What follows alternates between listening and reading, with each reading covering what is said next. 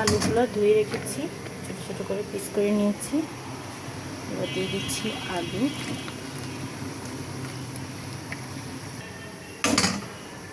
কাটা লাগবে না, পেঁয়াজ আছে। সুন্দর দেখে একটা পেঁয়াজ নেই, শুধু আমার 4 টুকরো করে দাও ভাত দিয়ে খাওয়ার জন্য। আর এই কলিজাগুলো কাইটা ছোট ছোট করবা, আলু বাইর করো। কলিজার সাথে আলু দিমু, কয়টা মরিচ মাছ দিয়ে খাইয়া দিও ঝিঙ্গা ভাজির জন্য। হ্যাঁ, বড় বড় সাইজগুলো কয়েকটা উঠায় রাখো বড়। আর ওই বটির নিচে গেছে আরও 2টা উঠায় রাখো, বড় সাইজ। ব্যাস, আর এগুলো কাটলেই হইব। ছোটো ছোটো পিস করবা, কলিজা যেমন সাইজ হইব আলুর ওই রকম সাইজ।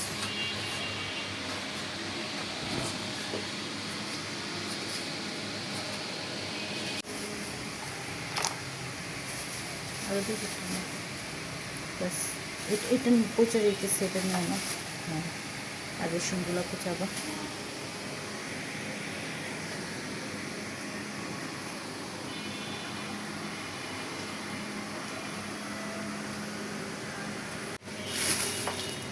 একটা পরোটা বানানো দরকার ছিল।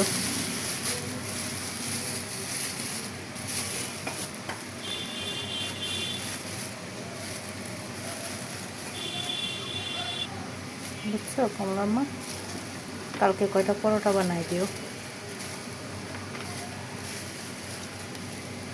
পেঁয়াজের কেজি কত জিজ্ঞেস করছিলা?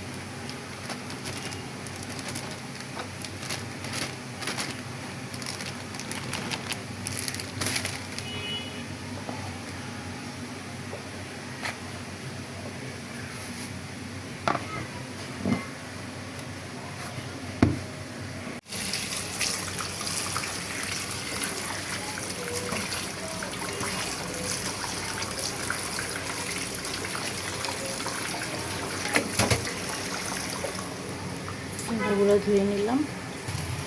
ডিম ভাজতেছি, পেঁয়াজ আর কাঁচামরিচের পরিমাণ একটু বেশি দিলাম।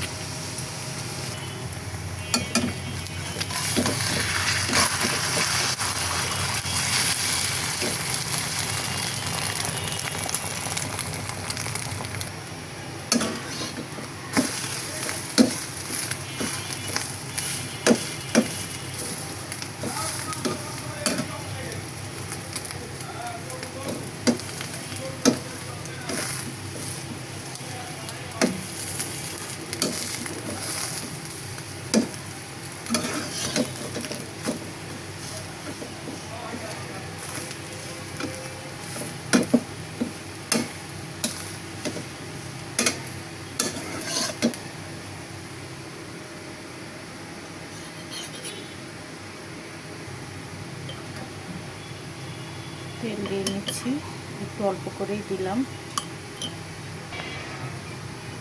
পেঁয়াজ দিলাম, কাঁচামরিচ একটু ভেজে নিব।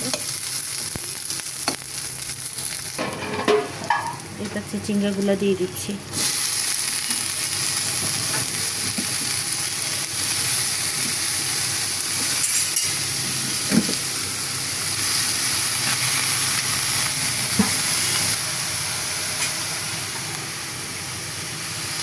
সামান্য হলুদ দিয়ে দিলাম।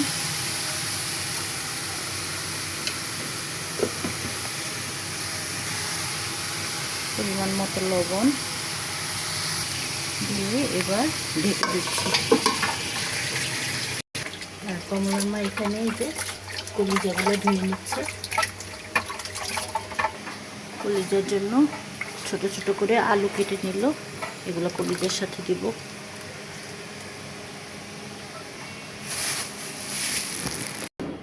আমি আমার নাস্তার ব্যবস্থা করে নিচ্ছি। আজকে খাবো হচ্ছে পান্তা ভাত, আর আছে এখানে গতকালকে মাছ, পেঁয়াজ মরিচ দিয়ে ডিম ভেজে নিয়েছি। আর পান্তা ভাত দিয়ে খাওয়ার জন্য শুকনো মরিচ, পেঁয়াজ। এই হচ্ছে আমার আজকে সকালবেলার নাস্তা।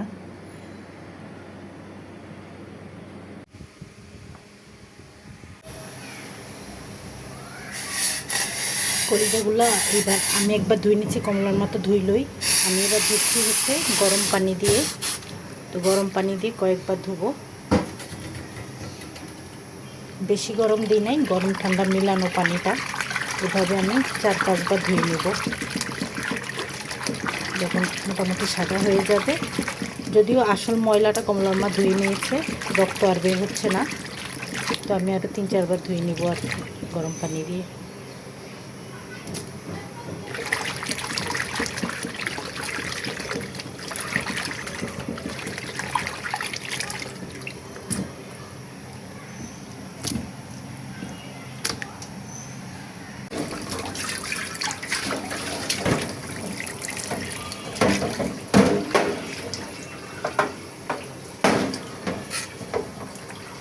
দেখেন কলিজা হচ্ছে এমন জিনিস, এত ধোয়ার পরেও এই যে লাল পানি বের হয়েছে, মানে মনে হয় কি রক্ত আরও আসছে, এরকম একটা অবস্থা। যদিও নাই, কমলার মা তো কয়েকবার ধুলো, তারপরে আবার আমি গরম পানি দিয়ে 4-5 বার ধুইলাম, একরকম দেখেন সাদা হয়ে গেছে।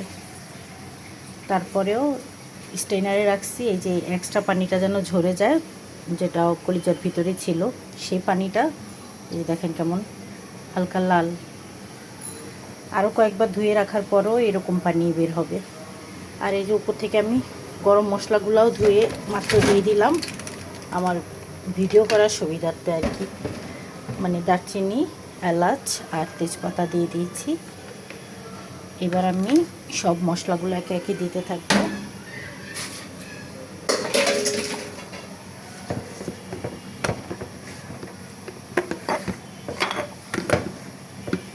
কলিজা সকালবেলায় বের করে রাখছি, যাতে করে কমলার মা আসার আগে নর্মাল হয়, তাহলে কমলার মা ধুয়ে দিয়ে যেতে পারবে আর কি, কেটে ধুয়ে দিয়ে যেতে পারবে, তাহলে আমার অর্ধেক কষ্ট দূর হয়ে যায়।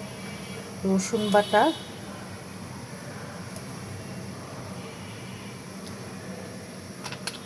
এটা আদা বাটা, মশলা অবশ্য বাটা আছে, দেশে কোরবানির আগে, দেশে যাওয়ার আগে আমি মশলা বেটে রেখে গিয়েছিলাম, এখনও আসছে 2 বাটির মতো।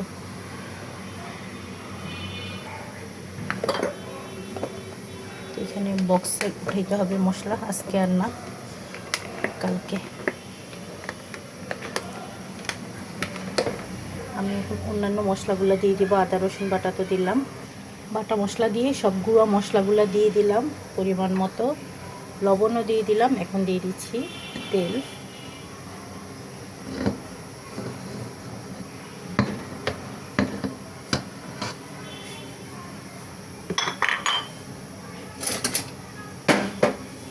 এবার ভালো করে মিক্সড করে নিচ্ছি, হাত আর লাগাইলাম না, কারণ মাত্রই সাবান দিয়ে হাত ধুয়ে আসছি।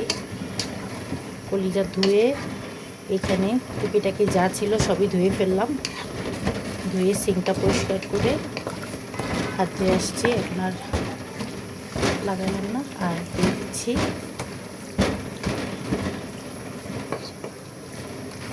তো ভালো করে মিক্স করা হয়ে গেল, আমি চুলায় দিয়ে দেব।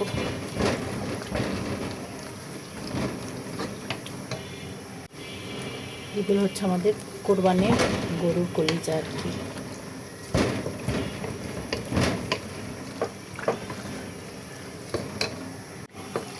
সবশেষে পরিমাণ মতো পেঁয়াজ দিয়ে দিলাম, ভালো করে মিক্সড করা হয়ে গিয়েছে। এটা চুলায় দিয়ে দেব। অনেক সময় নিয়ে কলিজাটা রান্না করব।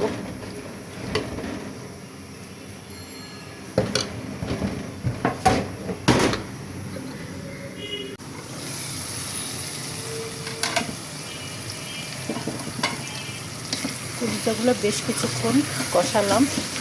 এখন এই যে প্রায় নিচে লেগে লেগে যাচ্ছে, আর কষানোর প্রয়োজন নেই। এখন আমি দিয়ে দিব হচ্ছে পানি।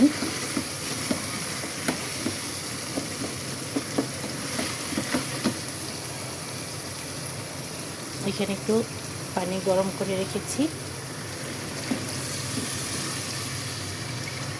সবটাই দিয়ে দিলাম, 1 লিটার আর কি।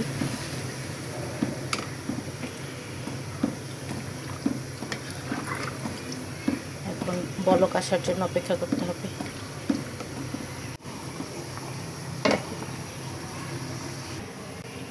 আলুগুলো ধুয়ে রেখেছি, ছোট ছোট করে দিয়ে দিচ্ছি আলু।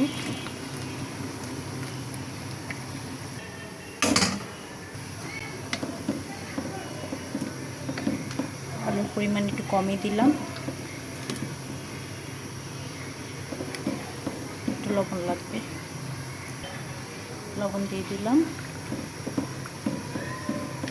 এইবার কলিজা ভুনা ভুনা হওয়া পর্যন্ত রান্না করতে থাকবো অনেক সময় নিয়ে। আর এই যে পাশের চুলায় ডাল হচ্ছে, অল্প পানিতে আগে ডালগুলো সেদ্ধ করে নিচ্ছি।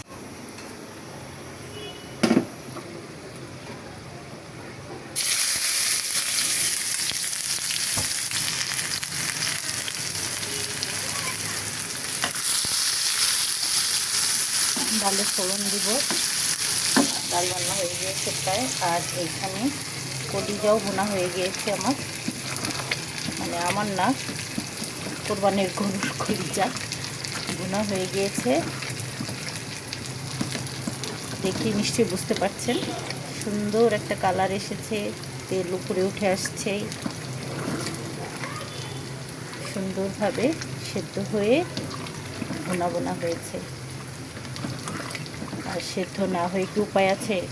এই কলিজা কত পার্টে আর কি রান্না করা, ধোয়া হয়, তেমনি রান্নাও কিন্তু 2 পার্টেই করা হয়। যেমন আগে পানি দেওয়ার আগে একরকম ভুনা করে ফেলছিলাম, তারপর আবার পানি দিলাম, দিয়ে বলক আসার পর আবার আলু দিলাম, তো কয়েক পার্টেই তো রান্না হয়ে গেল। আর কলিজাটা এরকমই, যত বেশি কুক হবে তত বেশি এটা স্বাদ বাড়বে আর কি। তারপরে প্রায় 1 পাতিল পানি, সেটা টেনে এই পর্যায়ে এনে তারপরে এই যে ঝোলটা ঘন ঘন হলো,